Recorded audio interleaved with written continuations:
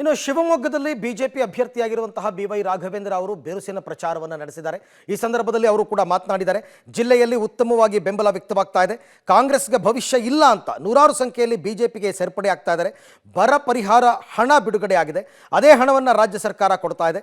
ಜಾಹೀರಾತು ಮೂಲಕ ಪ್ರಧಾನಿ ಬಗ್ಗೆ ಅಪಪ್ರಚಾರ ಮಾಡ್ತಾ ಇದ್ದಾರೆ. ಬಿಜೆಪಿ ಕೂಡ ರಾಜ್ಯಕ್ಕೆ ಏನು ಕೊಟ್ಟಿದೆ ಅಂತ ಜಾಹೀರಾತನ್ನು ನೀಡಿದೆ. ಇವರು ಕೊಟ್ಟ ಚೆಂಬನ್ನು ಮೋದಿ ಅವರು ಅಕ್ಷಯ ಪಾತ್ರೆಯಾಗಿ ಮಾಡ್ತಾರೆ. ಇವತ್ತು ಅಣ್ಣಾಮಲೈ ಕೂಡ ಪ್ರಚಾರ ನಡೆಸ್ತಾರೆ. ಹೀಗೆಲ್ಲ ಸಾಕಷ್ಟು ವಿಚಾರಗಳ ಬಗ್ಗೆ ಬಿಜೆಪಿ ಅಭ್ಯರ್ಥಿ ಬಿ.ವೈ. ರಾಘವೇಂದ್ರ ಹೇಳಿಕೆಯನ್ನು ಕೊಟ್ಟಿದ್ದಾರೆ. ಇವತ್ತು ರೈತರಿಗೋಸ್ಕರ ಸನ್ಮಾನಿಸಿದ ಯಡಿಯೂರಪ್ಪನವರ ಒಬ್ಬ ರೈತ ನಾಯಕನ ನೇತೃತ್ವದಲ್ಲಿ, ಮೋದಿಜಿ ಅವರೊಂದು ನೇತೃತ್ವದಲ್ಲಿ ನೂರಾರು ಯೋಜನೆಗಳನ್ನು ಮುಟ್ಟುವಂಥ ಕೆಲಸ ಆಗಿದೆ.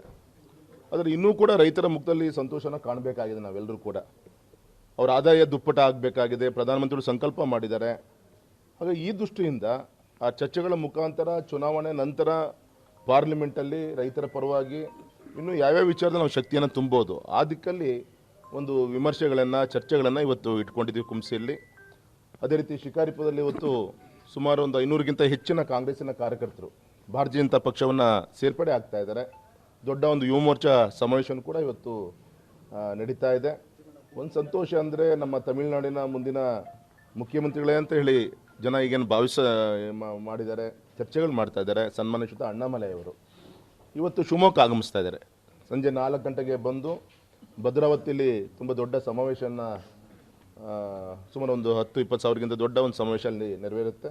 ಅದಾದಮೇಲೆ ರಾತ್ರಿ 8 ಗಂಟೆಗೆ ಶಿವಮೊಗ್ಗ ನಗರದಲ್ಲಿ ಮಿಲ್ಗಟ್ಟದಲ್ಲಿ ಇಲ್ಲೊಂದು ಸುಮಾರು ಒಂದು 5-6 ಸಾವಿರ ಜನರ ಒಂದು ಸಮಾವೇಶವನ್ನು ಈಗಾಗಲೇ ಏರ್ಪಡಿಸುವಂಥ ಕಾರ್ಯಕ್ರಮ. ಅಂದರೆ ಈ ರೀತಿ ದಿನ ಫೈನ್ ಟ್ಯೂನಿಂಗ್, ಅಂದರೆ ದಟ್ ಮೀನ್ಸ್ ಕಟ್ಟ ಕಡೆಯ ವ್ಯಕ್ತಿಯು ಕೂಡ ನಮ್ಮ ಮೋದಿಜಿಯವರ ಸಂಕಲ್ಪ ಅವ್ರಿಗೆ ಮುಟ್ಟಿಸ್ಬೇಕು. ಆ ದಿಕ್ಕಲ್ಲಿ ಇದೊಂದು ಅವಕಾಶ, ಚುನಾವಣೆ ಮತದಾರರ ಜೊತೆಗೆ ಹೋಗಲಿಕ್ಕೆ, ನಾವು ಮಾಡಿದಂಥ ಕ್ಷೇತ್ರದ ಸರ್ವಾಂಗೀಣ ಅಭಿವೃದ್ಧಿಯನ್ನು ಮುಟ್ಟಿಸ್ಲಿಕ್ಕೆ, ಮುಂದೆ ದೇಶಕ್ಕೆ ಏನು ಮಾಡ್ತೀವಿ, ಮತ್ತು ಈ ಕಾಂಗ್ರೆಸ್ಸು ಏನು ಇಷ್ಟು ವರ್ಷ ಆಶ್ವಾಸನೆ ಕೊಟ್ಕೊಂಡ್ಬಂದು ಇವತ್ತು